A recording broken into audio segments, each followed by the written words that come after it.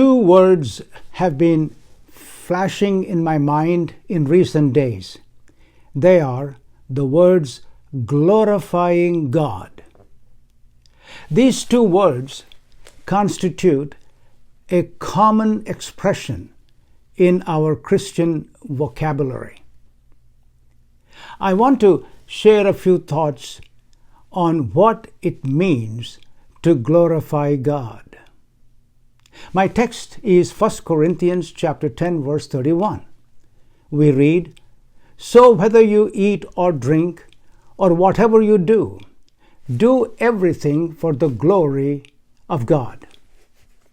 All of cosmos, including humans, exists to glorify God, for we see signals of transcendence everywhere in nature. The prophet Isaiah wrote, "Let the whole world glorify the Lord. Let it sing his praises." Isaiah 42 verse 12. The Bible teaches that God created us for his glory. Isaiah 43 verse 7. John the Revelator saw in his vision every creature in heaven, on earth, under the earth, on the sea, and everything in them say, "Blessing and honor and glory and power be to the one seated on the throne and to the Lamb forever and ever." Revelation 5 verse 13. The Apostle Paul summed it best.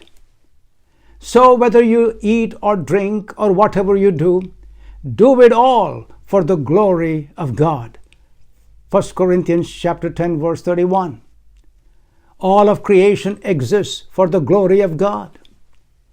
But what does it mean to glorify God? How can one glorify God who is infinite in his glory to begin with? Mathematically, it is impossible to add to or subtract from infinity. God is infinitely glorious, and there is nothing we can do to add to or take away from the glory of God. We can gain some insight, I believe, from nature about what it means to glorify God.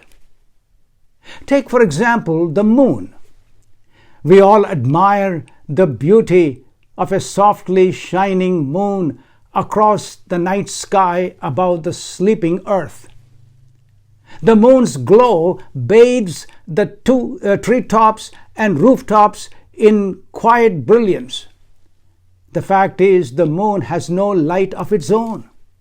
In its native state, it is a rocky, airless, celestial body orbiting the planet Earth, covered in dust and rocky debris.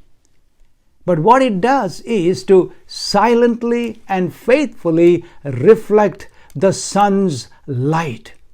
In so doing, it is seen as a beautiful celestial body that softly spills its glow across the night sky.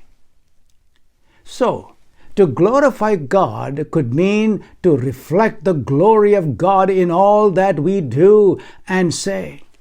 The psalmist wrote, "The heavens declare the glory of God, and the expanse proclaim the work of his hands." Psalm 19 verse 1. "Declare his glory among the nations, his wondrous works among all people."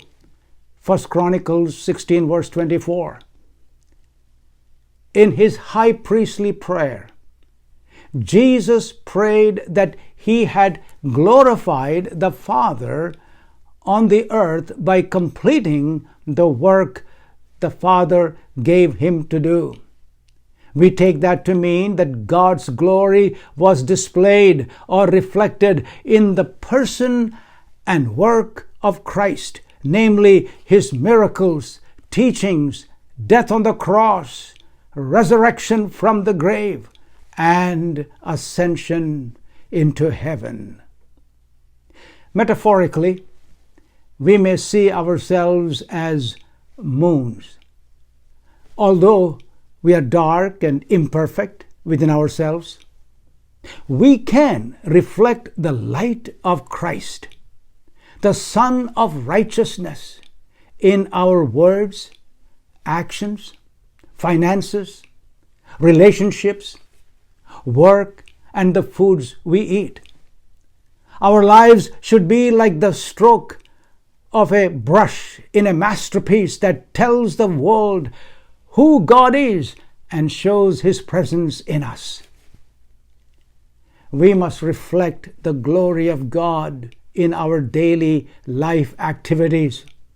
This includes how we care for our families, our attitude toward our work, listening to others when we would rather speak, being patient with others and ourselves, and serving when no one sees or is present to praise us, and forgiving others when the temptation is to get even and be bitter. Martin Luther, the renowned reformer, said, "The Christian shoemaker does his duty not by putting little crosses on the shoes, but by making good shoes, because you see, God is interested in good craftsmanship."